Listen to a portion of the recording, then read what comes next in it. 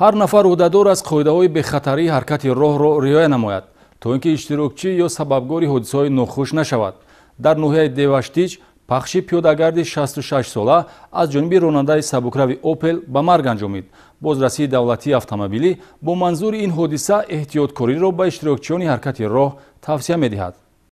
ҳангоми дораи воситаи нақлиёт наандешидани чораҳои бехатарӣ метавонад боиси дучор шудан ба садама гардад, ки оқибати он ҳодисаҳои нороҳаткунандаро дар пай дошта метавонад. Пахши пиёдагард марди 66 сола дар ноҳияи Деваштич ба ронандаи автомашинаи Opel Vectra Холматов Шоҳзаид Толибҷонович соли таваллудаш 1981 истиқоматкунандаи ҷамоати деҳоти Ғазантараки ҳамин ноҳия нисбат дода мешавад.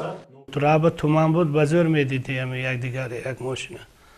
Бардошта мебурдик будам ки не дусе та одам аз ҷои вай ғайб назану лучи скори ба телефон кун гуфт, телефон кардам, скори омад.